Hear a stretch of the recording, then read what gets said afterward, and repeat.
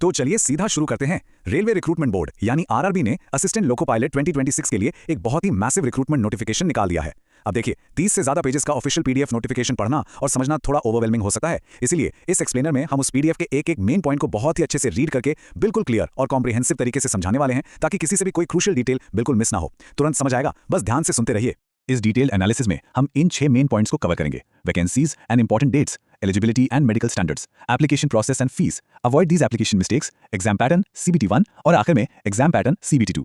एक clear road map मिल जाएगा आपको। तो सबसे पहले आते हैं पार्ट 1 पर, vacancies and important dates, the massive opportunity ahead. यहाँ जो सबसे बड़ा और माइंड ब्लोइंग नंबर स्क्रीन पर है वो है 11,127।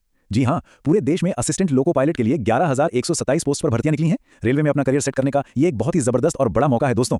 अब ये ध्यान रखना है कि ये अपॉर्चुनिटी देश भर के अलग अलग आरआरबी जोन्स में डिवाइडेड है, पर यहाँ एक बहुत ही क्रूशियल कैच है।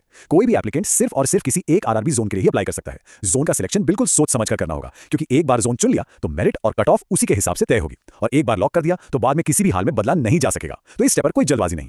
चलिए अब टाइमलाइन को अच्छे से क्लियर कर लेते हैं। एप्लीकेशन पोर्टल कल यानी 15 मई को खुल रहा है और अप्लाई करने की आखिरी तारीख 14 जून है।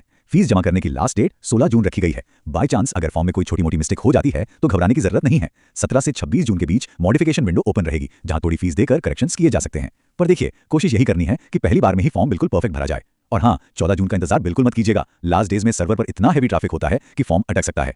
अब बढ़ते हैं दूसरे पार्ट की तरफ, एलिजिबिलिटी एंड मेडिकल स्टैंडर्ड्स। ये एक हार्श रियलिटी चेक है जो समझना बेहद जरूरी है। एज लिमिट की बात करें तो फॉर्म भरने के लिए उम्र 18 से 30 साल के बीच होनी चाहिए, और इसकी कैलकुलेशन 1 जुलाई 2026 के हिसाब से होगी। रिजर्व कैटेगरीज के लिए रिलैक्सेशंस दिए गए हैं, जैसे SC/ST कैंडिडेट्स को 5 साल और OBC NCL को 3 साल की छूट मिलेगी।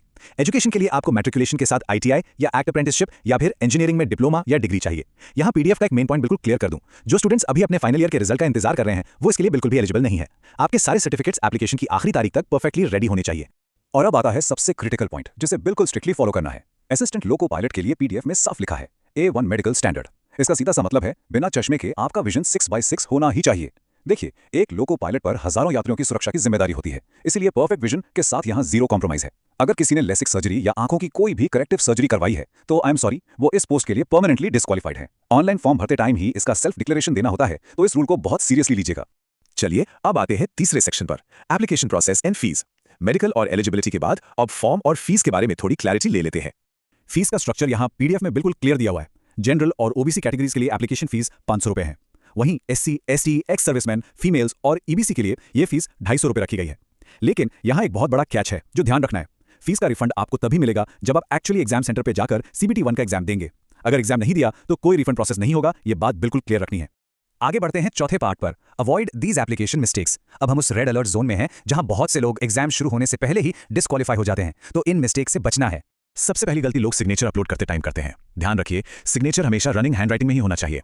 अगर किसी ने ब्लॉक लेटर्स या सभी कैपिटल लेटर्स में साइन कर दिया या साइन की जगह सिर्फ अंगूठे का निशान लगा दिया तो पीडीएफ के रूल्स के हिसाब से एप्लीकेशन उसी वक्त रिजेक्ट हो जाएगा। तो ये छोटी सी गलती बिल्कुल नहीं करनी है। और इस बार रिक्रूटमेंट में एक नया और बड़ा नियम जोड़ा गया है, वो है लाइव फोटो का। फॉर्म भरते वक्त वेबकैम या मोबाइल से एक लाइव फोटो कैप्चर करनी होगी। रेलवे ने ये फ्रॉड और इंपर्सनेशन रोकने के लिए किया है। अब ध्यान दीजिएगा, ये फोटो एकदम क्लियर होनी चाहिए, बिल्कुल कैमरा के आई लेवल पर, और चेहरे पर कोई चश्मा, मास्क या टोपी बिल्कुल नहीं होनी चाहिए। एक भी रूल टूटा तो फॉर्म सीधा रिजेक्ट हो जाएगा। अब इस पॉइंट पर एक बहुत बड़ा रेड अलर्ट है दोस्तों, कभी भी गलती से भी एक से ज्यादा एप्लीकेशन सबमिट करने की कोशिश मत कीजिएगा। अगर आपने सोचा कि चलो एक से ज्यादा आरआरबी जोन में अप्लाई कर देते हैं चांसेस बढ़ाने के लिए, तो आपके सारे फॉर्म्स रिजेक्ट हो जाएंगे। और सबसे डरावनी बात, रेलवे आपको अपने सभी एग्जाम से लाइफ टाइम के लिए डीबार कर देगा, यानी उम्र भर का बैन। ये एक ऐसा रिस्क है जो भूल कर भी नहीं लेना है। चलिए एप्लीकेशन के चक्रव्यूह से निकलकर 5वें सेक्शन पर आते हैं, एग्जाम पैटर्न CBT 1 यानी द स्क्रीनिंग फेज। देखते हैं कि पहला पड़ाव कैसा दिखता है। पीडीएफ में CBT 1 का पैटर्न बहुत ही स्ट्रेट फॉरवर्ड रखा गया है। ये 60 मिनट का पेपर होगा जिसमें टोटल 75 सवाल आएंगे। सब्जेक्ट्स वही बेसिक हैं, maths, mental ability, general science और जनरल अवेयरनेस। पर यहाँ सबसे बड़ी और राहत की बात क्या है, ये सिर्फ एक स्क्रीनिंग टेस्ट है। इसके मार्क्स फाइनल सिलेक्शन की मेरिट लिस्ट में बिल्कुल नहीं जोड़े जाएंगे। इसका मेन मकसद सिर्फ इतना है कि सीरियस कैंडिडेट्स को CBT 2 के लिए शॉर्टलिस्ट किया जाए। लेकिन हाँ, CBT 2 तक पहुंचने के लिए इसे पास करना तो बेहद जरूरी है। लेकिन एक मिनट, यहाँ आंख बंद करके तुक्केबाजी बिल्कुल काम नहीं आएगी। कॉशन, CBT 1 और CBT 2 दोनों में ही 1/3 नेगेटिव मार्किंग का रूल लागू है। इसका मतलब है कि हर 3 गलत जवाबों पर आपका एक सही नंबर काट लिया जाएगा। इसलिए गेस वर्क को बहुत ही स्ट्रेटेजिक और सोच समझकर अप्लाई करना होगा। अब बढ़ते हैं आखिरी और छठे सेक्शन पर, एग्जाम पैटर्न CBT 2 यानी द डिसाइडिंग स्टेज। स्क्रीनिंग पर करने के बाद यही वो लेवल है जो आपका फाइनल मेरिट तय करेगा। पीडीएफ के अकॉर्डिंग CBT 2 को 2 पार्ट्स में बांटा गया है, पार्ट A और पार्ट B। पहले पार्ट A को समझते हैं। इसमें 100 क्वेश्चंस आएंगे और आपको 90 मिनट्स मिलेंगे। और एक्जैक्टली यही वो पार्ट है जिसके मार्क्स आपकी फाइनल मेरिट और रैंक डिसाइड करेंगे। अब दूसरी तरफ है पार्ट बी, जिसमें 75 क्वेश्चंस के लिए 60 मिनट्स मिलेंगे। पार्ट बी पूरी तरह से आपके सिखाए गए ट्रेड सिलेबस पर बेस्ड होगा। ये स्ट्रिक्टली एक क्वालिफाइंग हर्डल है, मतलब यहाँ कैटेगरी चाहे जो भी हो, हर हाल में कम से कम 35% मार्क्स लाना कंपलसरी है। अगर पार्ट बी में फेल हो गए तो पार्ट ए में चाहे जितने मर्जी मार्क्स ले आए सब बेकार हो जाएगा। अब जो लोग CBT2 को क्लियर कर लेंगे उन्हें इस प्रोसेस के फाइनल स्टेज यानी कंप्यूटर बेस्ड एप्टीट्यूड टेस्ट, जिसे CBAT भी कहते हैं, उसके लिए बुलाया जाएगा। यहाँ टोटल वैकेंसीज के 8 गुना ज्यादा लोगों को शॉर्टलिस्ट किया जाता है। एक बहुत अच्छी खबर यह है कि इस स्टेज में कोई नेगेटिव मार्किंग नहीं होती, लेकिन पास होने के लिए एक शर्त है, हर टेस्ट बैटरी में कम से कम 42 का T-स्कोर लाना जरूरी है। ध्यान रखने वाली बात यह है कि ये T-स्कोर एक नॉर्मलाइज स्कोर होता है, आपके नॉर्मल परसेंटेज वाले मार्क्स नहीं, इसीलिए इस एग्जाम को भी हल्के में नहीं ले सकते। तो PDF के सारे मेन पॉइंट्स का निचोड़ यही है, 11,127 वैकेंसीज का पहाड़, एकदम स्ट्रिक्ट रूल्स और गलती की जीरो गुंजाइश। एप्लीकेशन पोर्टल 15 मई को लाइव हो रहा है। अब आखिरी सवाल यह आता है कि जबरदस्त चैलेंज को फेस करने के लिए आप अपना फॉर्म किस RRB जोन से लॉक करने वाले हैं। कंपटीशन डेफिनेटली टफ होने वाला है, इसलिए तैयारी अभी से और पूरे फोकस के साथ शुरू करनी पड़ेगी।